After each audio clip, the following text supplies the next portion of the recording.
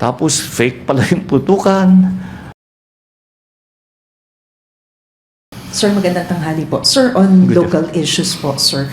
Sir, after the gun-related incident in the Senate, and then there's the walkout of the minority bloc and the alleged another Senate coup, as the President and former member of the upper chamber, how concerning is this, sir? Very. I watched with horror that this is the Senate, that the Senate has become this.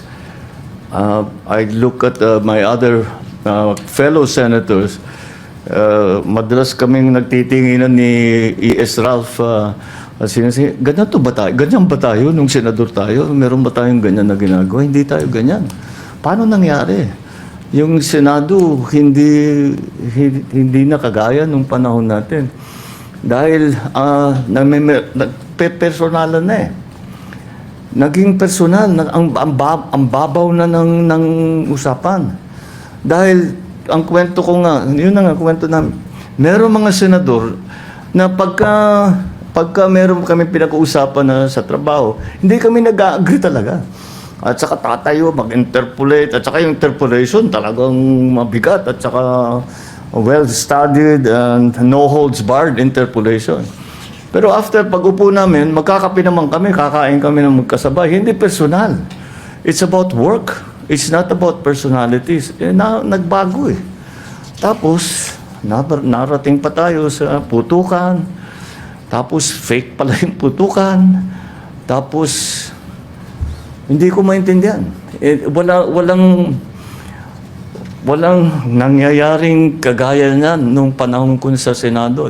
Of course, the only basis for comparison that I have is the time that I was in the Senate. And I never imagined that the Senate would descend into this kind of what's happening right now. And then I was watching the comments of former SP, another colleague of ours, Senator Frank Drilon. Sabi niya, ano nangyari dito? The Senate is now sheltering fugitives from justice. How did that happen? I don't understand how a Senate is supposed to function if those are the kind of things that the Senate is embroiled in. I hope they figure it out soon. I really do. Thank you, Mr. President. The next question. You have a follow-up question? Yes, sir. Just one quick follow-up. Kasi, sir, there are also concerns na because of the series of cases filed to some of the senators that are part of the majority bloc, including Senator Amy, she said that, maybe the majority 13 is being targeted. Are they? Is being? Targeted. So, Look, are they? almost a year ago, ang sinabi ko sa taong bayan, kailangan malaman ng buong taong bayan ang katotohanan. At nung kami ay pinag-aaralan ng Ombudsman, ng Department of Justice, lahat ng mga aligasyon na dumating dahil sa flood control, maraming nagsasabi, bakit wala pang nangyayari? Bakit wala pang nangyayari? Bakit ang tagal ninyo? Namimili lang yata kayo kung sino yung i-prosecute ninyo. Ngayon, nandito na. At dahan-dahan lumalabas ng katotohanan. At dahan-dahan na. At ang pinakamaganda, kung talagang may kaso, kung sila ba naman ay walang ginawang mali, ay lalabas naman yan sa pagsusuri ng paghusga. At kaya naman, eto na yung mga ang hinihingi sa amin ng tao. Alamin nyo, ilabas ninyo lahat ng katotohanan. Ito ang aking ngayong ginagawa. Hindi pa tapos ito. Patuloy pa ang investigasyon, patuloy pa ang mga pag-imbestiga at pag-aaral at sa intelligence and information gathering tungkol sa mga iba't ibang aligasyon kung kani-kanino pa. Hindi ko alam kung paano napunta na sinasabi na yung majority ngayon ang tinatarget. Dahil kung tutusin ninyo, hindi sila majority noon. So, that does not apply. It was because of the allegations that were made and the investigations that were conducted upon learning of those allegations against kung sino man. And kung ano man ang naging alignment sa Senado, walang kinalaman yun. Ito pa rin ang mga tao na lumabas ang mga pangalan doon sa, kung titignan ninyo, ano ang, kung saan pinagbabasihan lahat itong mga ito, ay doon sa testimonya sa Blue Ribbon Committee. Doon naman lumabas lahat ito. So, binigay ng Blue Ribbon Committee sa Ombudsman at sa DOJ ang mga findings nila, ito ang naging resulta ngayon. So, it has nothing to do with the alignment. Kung magbago yan, the alignment is different again tomorrow. Hindi, I'm not saying it will be. But if the alignments are different again in terms of the majority, paano mo sasabihin pag nagbago na naman yan? So, walang kinalaman yung majority, minority sa Senado. Ito ang dahil sa resulta ng mga investigasyon ng Blue Ribbon Committee at ang iba't ibang ahensya ng pamahalaan. Thank you, Mr. President. Thank you. The next question from Alexis Romero, Philippine Star.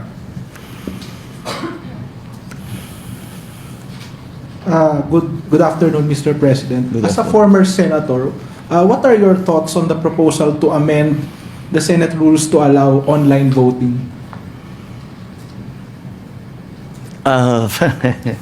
All right. As a former senator, I suppose I'm reasonably qualified. I disagree with that. I understand that we had to do it in COVID because there was a health risk. But I do not see any particularly good reason for us to allow it now. It seems to only be applicable to Senator Bato para makaboto si Senator Bato dahil nagtatago siya. Now, for someone who is actually a fugitive from justice, na hinahanap ng pulis, na hinahanap ng Interpol, at may arrest warrant galing sa ICC, palagay ko, hindi siya dapat magbumoto. Hanggat dumating siya dun sa Senado. Kung he's willing to take the risk like he did the last time, ibang usapan yun. Basta't nandyan siya. So, it has been the long-standing tradition of the Senate is that you are not physically present on the floor when a vote is taken, that you cannot, in fact, vote. Again, COVID gave us a different outlook in terms because we were concerned about health and safety at that point. We do not have those concerns now about health and safety. Okay, follow-up lang, Mr. President. You touched on it slightly na, but I will ask it anyway. There are notions that the electronic voting will enable senators facing charges to evade accountability or even arrest. Do you share the same concern? I never really thought about it in those terms. Ang para sa akin is that simple lang ang question. Dapat bang bumoto ang senador kung hindi siya sumipot? Sa akin palagay, hindi dapat. Kung talagang importante siya makaboto, dumating ka sa Senado. Thank you. Thank you, Mr. President. Next question from Rafi Ayeng, Daily Tribune. Good afternoon, Mr. President. Your critics, particularly your sister, Senator Amy Marcos, are accusing you of conniving with the House of Representatives and Senate for a constitutional assembly that would extend your term via no election scenario. You already addressed this earlier, Mr. President, by means of a facial expression only. May we officially get an explanation or comment on this issue? And can you elaborate on that eye roll? I don't know. I mean, she should fire her staffer who gave her that information. Because, you know, the fake news hurts everyone. Not only those that fake news is attacking, but also those who are purveying that fake news. The purveyors of fake news are also damaged by this kind of. She should choose her sources of information better. Because the truth of the matter is we have never at any point even spoken about this anywhere with anyone at any time. So I don't know. I mean, it is, well, That's kayo, nasa media kayo. Alam naman ninyo ang nagiging epekto ng fake news. Yan. That's a perfect example. Fake news is a corrosive influence on in all sectors of society, in political, in economics, in actual human relations, etc. And if you're not part of the solution, you become part of the problem. And that is a perfect example of that. Salamat po, Mr. President. The next question from Ivy, Billionario. Hi, Mr. President. Good afternoon. Good afternoon. Sir, are you still satisfied with Secretary John Vickermuli as the ING chief, given the strings of fugitives of justice being able to go past law enforcement? But yes, I don't know why that rumor went around. I think somebody wants his job. Kaya kinakalat na matatanggal na siya para siguro ang inaasahan nila sila ay may ilagay.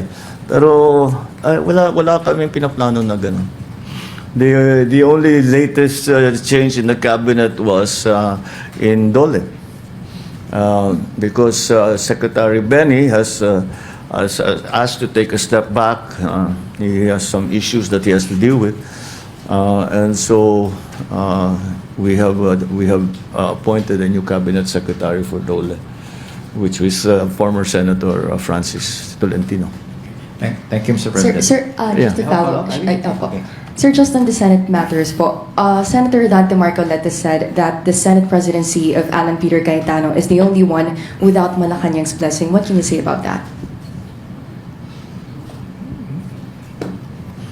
Malacanang doesn't give a rubber stamp to the Senate President.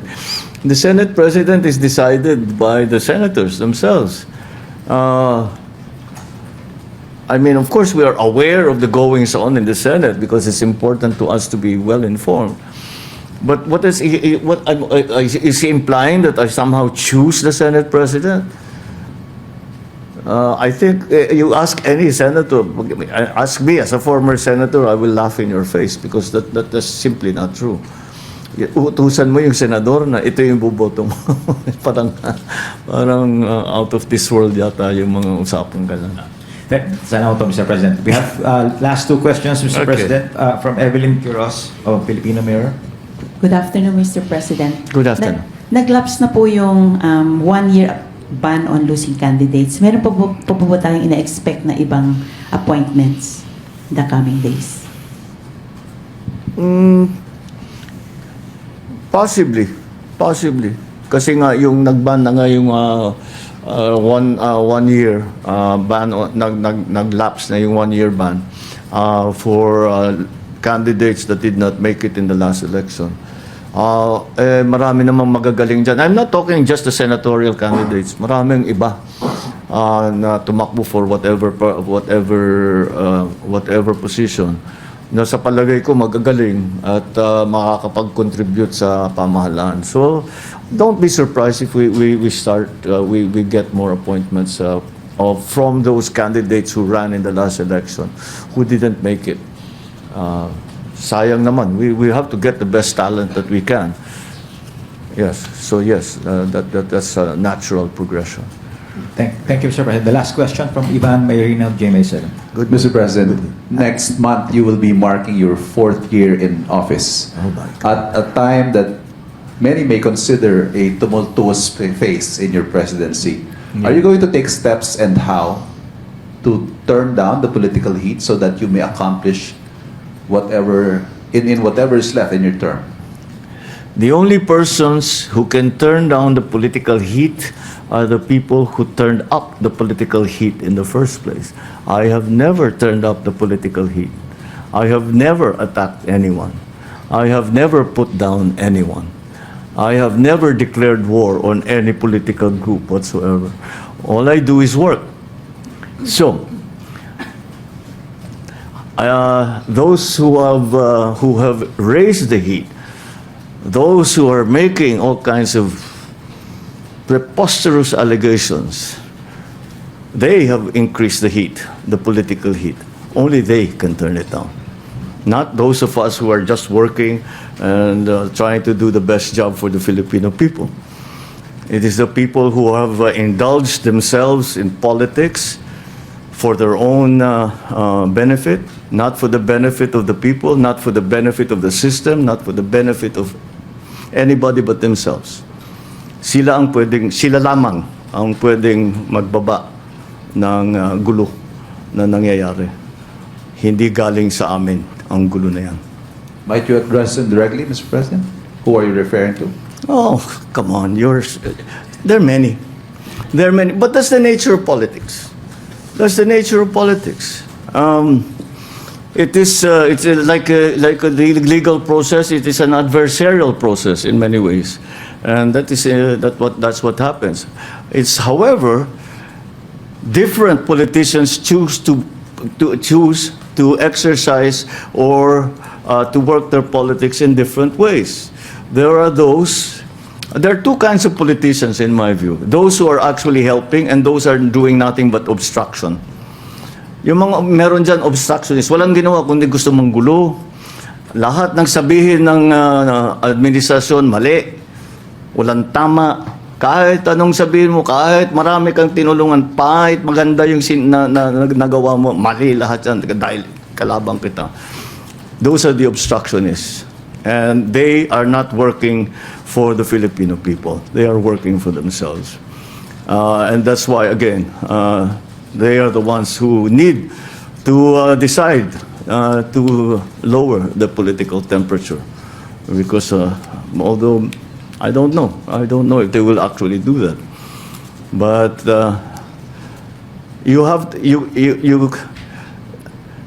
if you are desirous of lowering the political temperature, you have to look at who raised the political temperature in the first place. They are the ones who can lower the political temperature. Okay, maraming salamat po, Mr. President.